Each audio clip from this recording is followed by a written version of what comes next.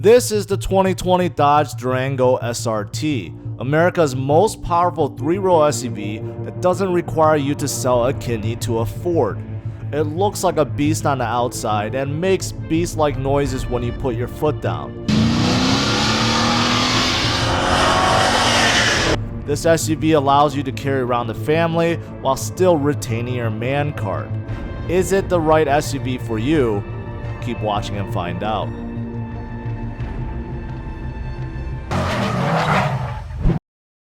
Let's get the fun stuff out of the way. 0 to 60, 4.4 seconds.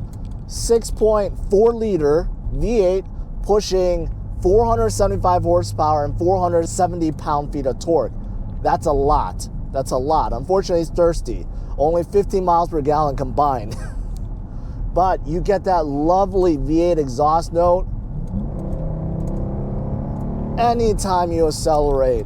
And you get more than just a big engine. The brakes have been upgraded. You get 6 piston calipers up front, 4 piston calipers in the back. The rotors are huge, 15 inches up front.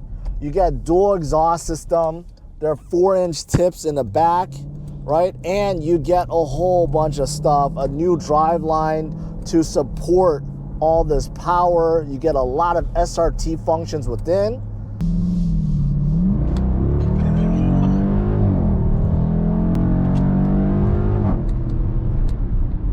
Yeah. Inside the gauge cluster, in the gauge screen, there's an SRT function in there that tracks a whole lot of stuff, like your top speed, your 0 to 60 time, 0 to 100 time, your lap times, all that good stuff. Everything that you want to know. When you bring this to a track, yeah, it's going to record it for you. Inside the Uconnect screen, this is a large 8-inch touchscreen setup, and I reviewed other cars with the Uconnect setup. It's fantastic. You can customize it however you want. It's responsive, it's very high resolution, and there's specific SRT functions built in here.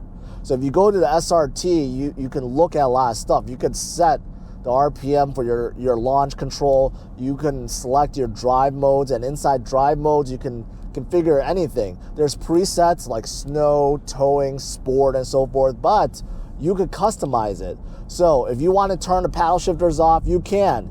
If you want to change your all-wheel drive setup to more fitting of a track, you can. Steering, you could go between track, sport, street, so you could customize it however you want.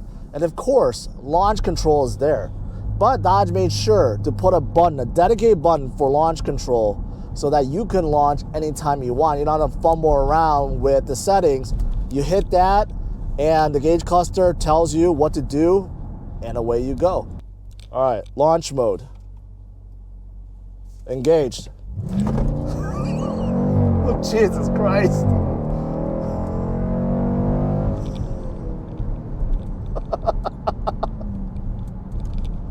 So what else do you get in this SRT? Specific SRT seats. They actually look and feel really comfortable. They have a suede insert in the middle to kind of hold you in. Plus, they're nicely bolstered, so I can feel it on my back holding me in. So I like these seats a lot. You also get that suede headliner too. Unfortunately, you don't get a sunroof in here. That is an option that you can get. This one doesn't have it, but I don't mind. So you do actually get that as well. The steering wheel. Steering wheel is different. You get a specific SRT steering wheel. It is fantastic. I love it. This leather just feels nice. You know, a lot of new cars I test have leather steering wheels, but they just feel like they're not leather. They feel like they're hard and harsh. They feel like they're vinyl. This one actually feels like pure leather, like soft leather that you want to hold. And Dodge made sure to give it enough cushion, bolstering all around, right? It has a really nice thickness, and it just feels fantastic. So I really dig this steering wheel. Steering wheel feels fantastic, but the steering is okay. I wish it was a little bit better. The weight, there's not too much weight into it. You would figure, like an SUV like this, an SRT, the steering would be quite heavy, and it's not. And I played around. I even set the steering on track mode, and it really didn't make a difference. And I don't feel it getting any heavier, and I don't feel it getting more precise because there is some play in it. that kind of takes away from it, right? So unfortunately, the steering could be a little bit better, but the steering wheel kind of makes up for a lot of that. Overall, cabin noise, quietness, if you don't accelerate, it's very quiet. It's well insulated. You don't really hear any wind noise. Cars passing by slightly, but really no wind noise, really no road noise, and that's surprising. These are Pirelli 295 tires. They're huge, 20-inch, all four corners, but you don't hear them. They're actually really quiet. The only time you hear something is only time you hear something is when you want to, and that is when you put your foot down. Man, when you do, the acceleration, man, it's truly spectacular.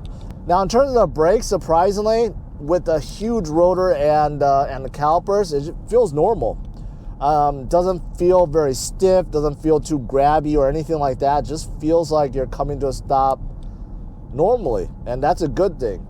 One bad thing I don't like is this 8-speed when cruising around. Like right now, like cruising around 50 miles per hour, it makes the Durango feel very underpowered because it's trying to save gas. It just shifted up to 8th gear, and it doesn't feel lively. But then again, anytime you feel like you don't have enough power, just put your foot down.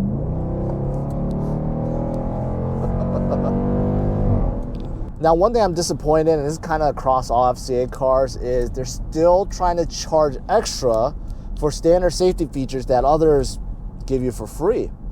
And I'm talking about things like adaptive cruise control, emergency braking, pedestrian detection, lane assist, lane warning, sway warning, and blind spot monitoring. All these things, other manufacturers like Toyota, Honda, Subaru, Nissan, even Ford, is bundling in all their cars and all trim levels for free. Unfortunately, that's not the case with Durangos or this SRT. So you have to get a technology group package that adds in most of these things. It's about $2,500, but you still don't get blind spot monitoring. You know, the little arrows or the little triangles in your mirrors that light up when something's in your blind spot. That's not included. That's another $500. So total, you're paying $3,000 for all these things when, you know what, other manufacturers are including it for free. So hopefully FCA changes that across all their cars soon. Now, other features that you get in here is pretty much equal to what you find in mid-size SUVs of this class. So you get heated steering wheel, heated and ventilated seats, plenty of USB ports up here and for the second row, right? So all those things are included. There's little things like wireless charging that's not in here. Big whoop, right? Panoramic sunroof, not available because the climate control for the second row is on top, right? But you can't opt for a sunroof. As for some of the boring stuff that some of you may want to know about, the Durango has plenty of cargo room. In fact, it has more cargo room than most in this class, including SUVs like the Highlander. Only behemoth SUVs like the Telluride has more. There's also some hidden storage in the back as well. There's a ton of space in the second row. I'm 5'10" and I have 6 inches of legroom and almost a foot of headroom. The seats do recline, but they don't slide forward. Second row passengers get climate controls and heated seats. There's also plenty of room to move in between the captain chairs to get into the third row. The third row seats sit pretty high off the ground, which makes it more comfortable to sit in. However, the legroom is still lacking, but there's a good amount of headroom. And lastly, there's plenty of vents on top for both the second and third row. Next, let's look at the good and bad to this brand new Durango SRT. Starting with the good. On the outside, it has a muscular and powerful look. It's fast, very fast. The Hemi V8 provides an unmatched sound in any other SUV. There's plenty of interior space. There's good cabin quality within. And finally, there's a great info screen and Uconnect infotainment system. As for the bad, there are a few as well. The Durango SRT is thirsty. Fuel economy is pretty poor. Safety features cost extra. The second row seats can't fold down with car seats attached. The Durango also lacks some features from competitors such as wireless charging, panoramic roof, 360 camera. The Durango SRT is expensive. And finally, the exhaust does wake up the neighbors at night. Overall, the Dodge Durango SRT isn't for everyone, but for those who are looking for a big V8 in a 3-row SUV that can be taken to the track, this fits the bill. Fuel economy and price hold the SRT back, but this is an amazing driving machine that you'll fall in love with. I'm giving the brand new 2020 Dodge Durango SRT a score of 99. To see where it ranks, check out driversonlyrankings.com. Thanks for watching, hit the like and subscribe to the channel so you don't miss out on any of my future reviews, news, and first looks.